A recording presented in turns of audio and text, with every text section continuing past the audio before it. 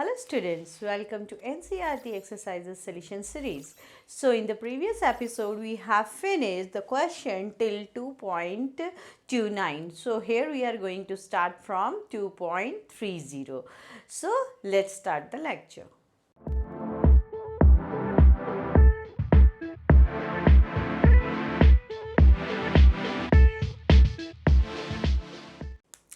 So question 2.30 क्या कहता है? A spherical capacitor inner sphere of radius 12 centimeter and outer sphere of radius 13 centimeter.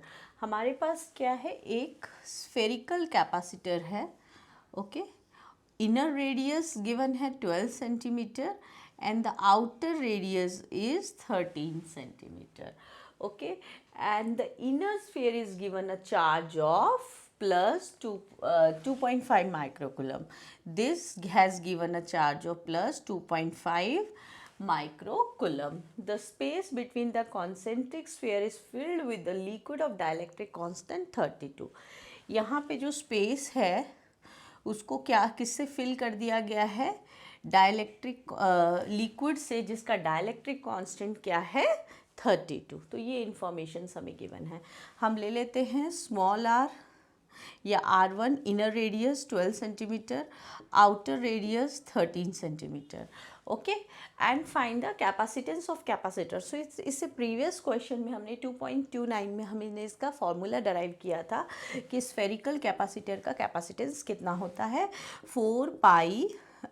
Actually ये हमारा के सी नॉट हो जाएगा हमारा फर्स्ट ऑफ ऑल, क्योंकि हमारा डाइलेक्ट्रिक कांस्टेंट है. एंड सी नॉट क्या होता है? 4 पाई ई naught R1 R2 upon R2 minus R1. So ये होता है हमारा कैपेसिटी जब एयर में रखा होता है, मतलब जब उन दोनों स्फेरिकल शेल्स के बीच में, दो स्फेयर्स के बीच का जो कॉन्सेंट्रिक स्फेयर्स के बीच का स्पेस अगर एयर में हो तो हमारा ये होता है. एंड क्योंकि वो डाइलेक्ट्रिक कांस्टेंट में रखा है तो कैपेसिटेंस क्या हो जाएगा? के टाइम्स हो गया हमारा. सो ये हमारे पास फॉर्मूला हो जाएगा. अब हमें क्या करना है? सिर्फ वैल्यूज़ पुट करनी है. के हमें गिवन है 32, ठीक है. ओके, के गिवन है हमारे पास 32 और 4 इंटू 3.14 इंटू 8.85. या फिर आप ये कर सकते हैं, हमें पता है 1/4 पाई एप्स नॉट की 9 इंटू 10⁻9 होती है वैल्यू, तो 4 पाई एप्स नॉट की 1/9 इंटू 10⁻9 हो जाएगी. R1 R2 12 इंटू 13, लेकिन ये दोनों हमारे क्या है? सेंटीमीटर सेंटीमीटर में, दोनों को मीटर में कन्वर्ट करेंगे 10⁻2 -2 तो 10⁻4 लिख देती हूँ. और R2 माइनस R1 करेंगे तो कितना हो जाएगा हमारा? 1, ठीक है. और ये 10⁻2. सो कुछ नहीं, बस आप इसको सिंप्लीफाई करेंगे, ये 1 हो जाएगा.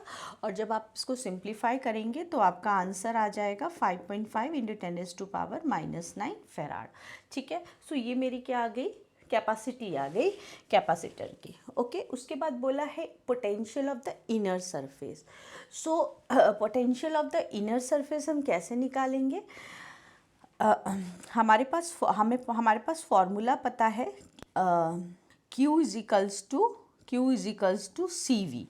ओके, तो हमारा जो पोटेंशियल निकालेंगे वो Q अपॉन क्या हो जाएगा? C हो जाएगा.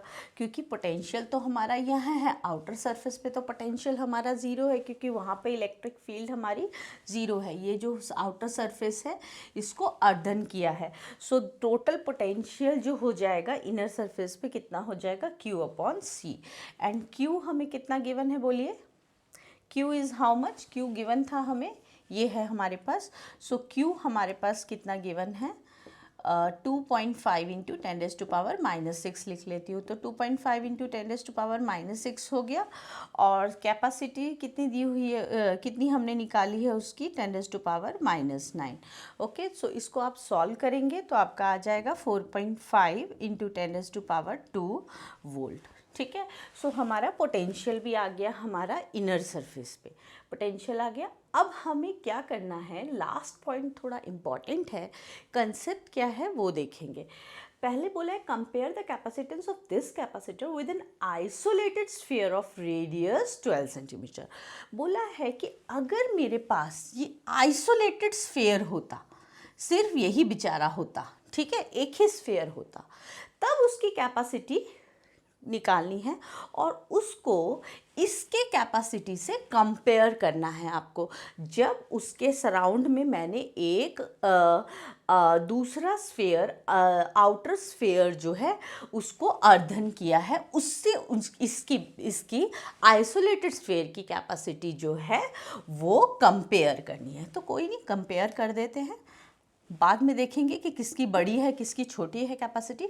तो मुझे आइसोलेटेड स्फीयर की कैपेसिटी जो है वो फाइंड करनी है, आइसोलेटेड स्फीयर की कैपेसिटी।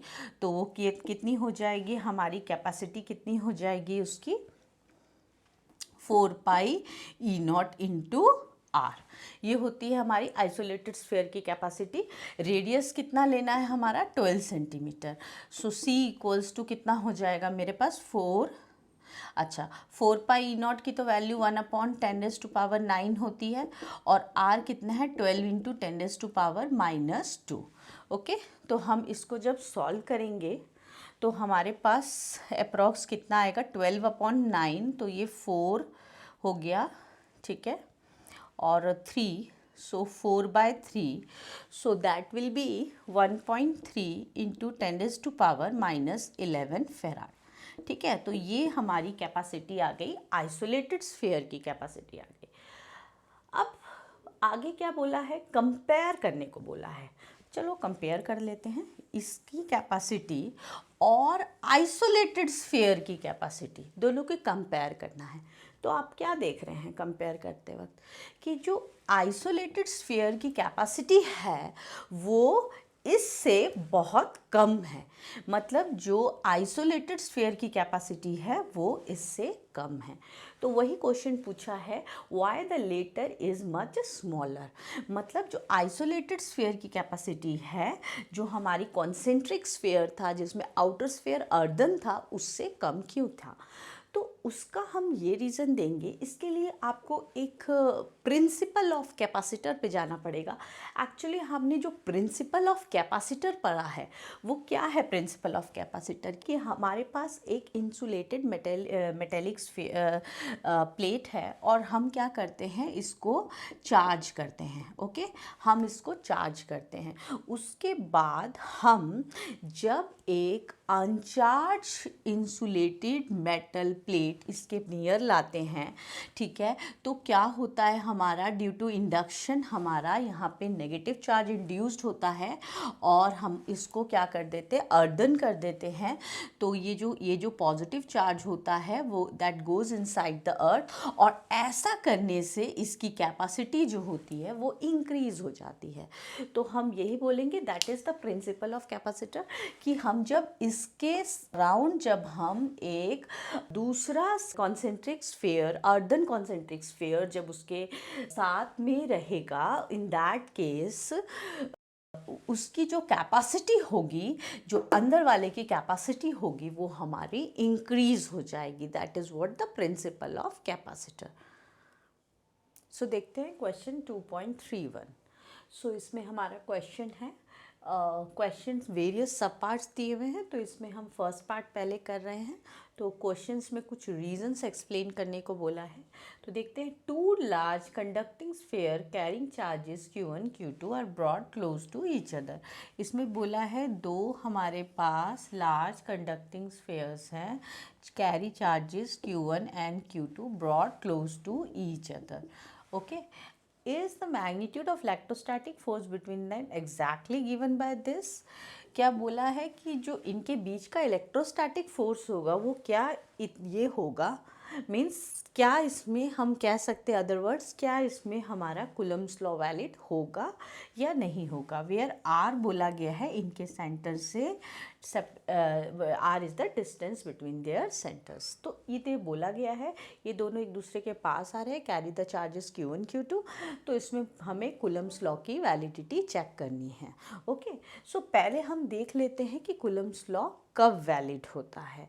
सो हम ये बोल सकते हैं कि कूलम्ब्स लॉ जो है, Coulomb's law is valid for point charges and the Coulomb's law is valid for point charges. Okay, and the second is when charge distribution is uniform. Charge distribution is uniform. जब हमारा ये रहता है then only Coulomb's law is valid. Okay, but हम जब यहाँ पे देखेंगे तो हमारा क्या होगा, ये दोनों एक दूसरे के पास आ रहे हैं, तो हमारा इन दैट केस जो हमारा चार्ज डिस्ट्रीब्यूशन होगा वो नॉन यूनिफॉर्म हो जाएगा. Because of the interaction between them the charge distribution become non uniform and Coulomb's law हमारा यहाँ वैलिड नहीं होगा. एग्जैक्टली तो हम कह सकते हैं कि हमारा जो फोर्स होगा, जो मैग्नीट्यूड ऑफ इलेक्ट्रोस्टैटिक फोर्स होगा, वो एग्जैक्टली हम ये नहीं कह सकते कि इस मैग्नीट्यूड से शो किया जाएगा when they are brought close to each other. Second part करते हैं इस क्वेश्चन का. If Coulomb's law involve 1/r³ dependence instead of 1/r², would Gauss law be still true? इसमें बोला है कूलम्स लॉ अगर हमारा, जैसे हमें पता है कूलम्स लॉ जो होता है उसमें हमारा जो फोर्स होता है या field that is proportional to 1/r². अगर ये हमारा 1/r³ के प्रोपोर्शनल होगा फोर्स या फील्ड देन हमारा गॉस लॉ ट्रू होगा. तो हम ये कह सकते हैं अगर हमारा फील्ड जो होगा वो डिपेंड होगा 1/r³ के, इन दैट केस जो हमारा जो इलेक्ट्रिक फ्लक्स होगा वो भी हमारा r पे डिपेंड करेगा. The electric flux in that case if E or F depends on 1/r³ then flux depends on r. तो इन दैट केस हमारा फ्लक्स हमारा डिपेंड करेगा r पे. तो हमारा इन दैट केस हम कह सकते हैं कि हमारा गॉस लॉ जो होगा वो हमारा इनवैलिड हो जाएगा. गॉस लॉ हमारा ट्रू नहीं होगा अगर हमारा कूलम्स लॉ 1/r³ आएगा. ओके, क्योंकि गॉस लॉ तो यही कहता है कि फ्लक्स जो होता है हमारा किसी सरफेस पे that is independent of its radius, वो सिर्फ उसके मैग्नीट्यूड ऑफ चार्ज पे डिपेंड करता है. That's why a small test charge is released at rest at a point in an electrostatic field configuration. Will it travel along the field line passing through that point? सो इसमें question बोला है एक small test charge को rest से release किया गया है in an electrostatic field configuration, तो क्या वो फील्ड लाइन के अलोंग ट्रैवल करेगा या नहीं ट्रैवल करेगा. सो हमारी जो इलेक्ट्रोस्टैटिक लाइंस ऑफ फोर्स होता है या इलेक्ट्रोस्टैटिक फील्ड लाइंस होता है, ठीक है, इलेक्ट्रिक लाइंस ऑफ फोर्स जिसे हम इलेक्ट्रिक फील्ड लाइंस भी बोलते हैं, ये हमारा क्या डिटरमाइन करता है, हमारा आंसर उस पर डिपेंड करता है. सो ये हमारा क्या डिटरमाइन करता है, डायरेक्शन ऑफ फोर्स फील्ड या फिर डायरेक्शन ऑफ एक्सेलरेशन डिटरमाइन करता है. ओके, ये हमारा डायरेक्शन ऑफ मोशन जो है हम बोलेंगे, जो इलेक्ट्रिक लाइंस ऑफ फोर्स है या इलेक्ट्रिक फील्ड लाइंस है वो डायरेक्शन ऑफ मोशन या डायरेक्शन ऑफ वेलोसिटी जो है वो डिटरमाइन नहीं करती है. ओके, तो हम ये कह सकते हैं कि अगर इलेक्ट्रोस्टैटिक फील्ड लाइंस अगर हमारी लीनियर होगी then only that charge particle goes along with the field lines in a straight path, otherwise वो straight path में travel नहीं करेगा. स्टार्ट करते हैं fourth part. What is the work done by the field of nucleus in complete circular orbit of electron and what if the orbit is elliptical. तो इसमें हमारा चाहे ऑर्बिट हमारा सर्कुलर हो या इलिप्टिकल हो, हमें बस इसके लिए एक कंसेप्ट याद रखना है, क्या कि जो हमारा वर्क डन होता है, we know the work done in moving a charge in closed path in electrostatic field is zero as the electrostatic field is conservative field. तो हम बोलेंगे चाहे हमारा वो सर्कुलर पाथ है या फिर इलिप्टिकल पाथ है, if it is close path तो हम चार्ज को इस क्लोज पाथ में मूव कराएंगे तो हमारा वर्क डन जो होगा वो दोनों केस में ज़ीरो होगा। सो स्टार्ट करते हैं इसका fifth part. We know that electric field is discontinuous across the surface of the charge conductor. Is the electric potential also discontinuous there? So हम ये बोलेंगे कि देखिए हमारे पास एक चार्ज कंडक्टर है, ओके चार्ज कंडक्टर है। हमें पता है कि जो इलेक्ट्रिक फील्ड होती है, electric field that is always normal to the conductor, okay, that is always normal to the conductor, so no tangential component of electric field exists. tangential component of electric field हमारा क्या होता है, zero होता है। तो electric field का tangential component क्या होगा, हमारा ज़ीरो होगा। सो वर्क डन हमारा क्या होगा, यहाँ पे चार्ज को मूव कराने में जो वर्क डन होगा इस पाथ में वो भी हमारा ज़ीरो होगा। वर्क डन ज़ीरो मतलब कि no potential difference. No potential difference means potential is constant throughout the surface. Potential is constant throughout the surface. तो हम बोलेंगे कि नहीं, पोटेंशियल हमारा डिसकंटिन्यूअस नहीं होगा, पोटेंशियल हमारा क्या होगा, कांस्टेंट रहेगा। सो क्वेश्चन है, what meaning would you give to the capacitance of single conductor? Capacitance of single conductor का मीनिंग है दैट कि other conductor is at infinity. ये हमारा सिंपल कंसेप्ट है जो कि आपको याद रखना है, दैट कि अदर कंडक्टर जो है हमारा वो इन्फिनिटी पे है। सो क्या होगा इसका answer, the other conductor is at infinity. Okay, so next part करते हैं इसका। हमें बोला है guess a possible reason why water has much greater dielectric constant that mica. Water का डाइलेक्ट्रिक कांस्टेंट माइका से इतना ज़्यादा क्यों होता है? तो हम इसका आंसर देंगे। हमें पता है कि जो वाटर है, वाटर का हमारा स्ट्रक्चर कैसा होता है, हमारा बेंड स्ट्रक्चर होता है due to the presence of two lone pair of electron on it. Water का स्ट्रक्चर कैसा होता है, बेंड स्ट्रक्चर होता है। बिकॉज ऑफ दिस इसका क्या होता है, हमारा इसका परमानेंट डायपोल मूवमेंट होता है। Permanent dipole movement, permanent dipole movement की वजह से ये हमारा क्या होता है, इसका ये एक हमारा क्या है, पोलर मॉलिक्यूल है। Okay, it has permanent dipole movement, so it is a polar molecule. और ये हमारा पोलर मॉलिक्यूल है, इसलिए इसका जो डाइलेक्ट्रिक कांस्टेंट है वो इतना हाई होता है। और हम इसको अगर माइका से कंपेयर करें तो वो एक हमारा नॉन पोलर मॉलिक्यूल है, इसलिए उसके डाइलेक्ट्रिक कांस्टेंट की वैल्यू इतनी लो होती है। So here in this episode we have finished the question till 2.31. So in the next episode you will learn question from 2.32 onwards. So till then keep practicing.